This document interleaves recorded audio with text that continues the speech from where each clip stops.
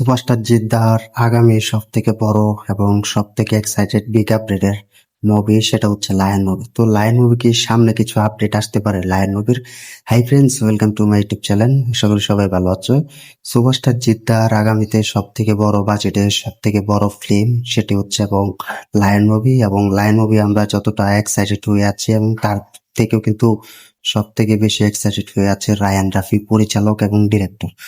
তো সুপারস্টার জিদ্দার আগামী সব থেকে বড় বাজেট এবং সব থেকে বড় ফিল্ম এটা লায়ন মুভি। তো লায়ন মুভি কি সামনে কিছু আসতে পারে বা সামনের কিছু অ্যানাউন্সমেন্ট বা আপডেট কি জানাতে পারে সুপারস্টার জিদ্দার পক্ষ থেকে এবং সুপারস্টার জিদ্দার কাছ থেকে কি আমরা কিছু পেতে পারি বা 30শে নভেম্বর কি কিছু পেতে পারি? তো তোমরা অলরেডি জানো যে সুপারস্টার জিদ্দার কিন্তু কেউ বলে বিপ্লবী, কেউ বলে ডাকাতি মুভি কিন্তু কদম জুড়ে কিন্তু শুটিং চলছে। তো সব জায়গাতে কিন্তু এই মুভির শুটিং চলছে। তো সুপারস্টার জিদ্দাও কিন্তু পারফরমেন্স করছে পুরো স্টেজে এবং পুরো শোতে। তো সেখানে কিন্তু সুপারস্টার জিদ্দাকে পাওয়া যায়। তো সব জায়গাতে কিন্তু এই সুপারস্টার এগিয়ে আছে এবং সব জায়গাতে কিন্তু মাতিয়ে দিচ্ছে। তো আমরাও কিন্তু সব থেকে বড় অপেক্ষা হয়ে আছি, কেউ বলে বিপ্লবী, কেউ বলে ডাকাত এই মুভির জন্য। তবে এই মুভির সব থেকে বড় বাজেটের মুভি হচ্ছে লায়ন।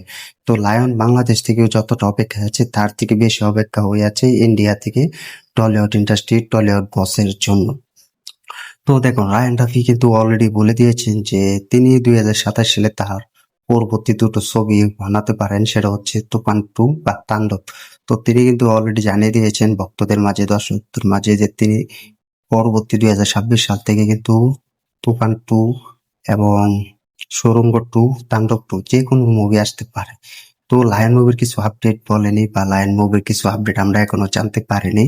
তবে সব থেকে বড় খবর যে সুপারস্টার জিদ্দার যে বার্থডে তোমরা জানো 30শে নভেম্বর, সব থেকে বড় হিসেবে কিন্তু সবাই সেখানে উপস্থিত থাকবেন সুপারস্টার জিদ্দাকে এক ঝলক দেখার জন্য এবং বার্থডে উইশ জানাবেন। তো হতে পারে সুপারস্টার জিদ্দার জন্য কিন্তু সামনে কিছু আসতে পারে। তো রায়ান রাফি বলেছেন যে 2026 সালে আমি সব থেকে বড় বাজেটের মুভি নিয়ে আসবো এবং বলেছেন সুড়ঙ্গ 2 আসতে পারে এবং তাণ্ডব 2 আসতে পারে। তো তিনি কিন্তু এটা বলে দিয়েছেন। তো তার মানে তিনি বলেছেন যে রোমান্টিক মুভিও আসতে পারে এবং বিগ লেভেলের। তো আমরা কিন্তু ভেবেছিলাম যে সুপারস্টার জিদ্দার লায়ন মুভি আসবে কিনা। তো দেখো, লায়ন মুভি কিন্তু আসতে পারে। অ্যানাউন্সমেন্ট বা সুপারস্টার জিদ্দার পুরো বার্থডে আসলে আমরা জানতে পারবো যে সুপারস্টার জিদ্দার লায়ন মুভির জন্য কতটা এক্সাইটেড হয়ে আছে এবং সুপারস্টার জিদ্দার বার্থডে কি লায়ন মুভির আপডেট জানিয়ে দিতে পারবে কিনা, সেটার জন্য কিন্তু আমাদের অপেক্ষা করতে হবে। বা সামনের বছরে বা আমরা সুপারস্টার জিদ্দার কিছু মুভির আপডেট পাবো কিনা বা লায়ন মুভির কিছু আপডেট গুঞ্জন শোনা যাবে কিনা।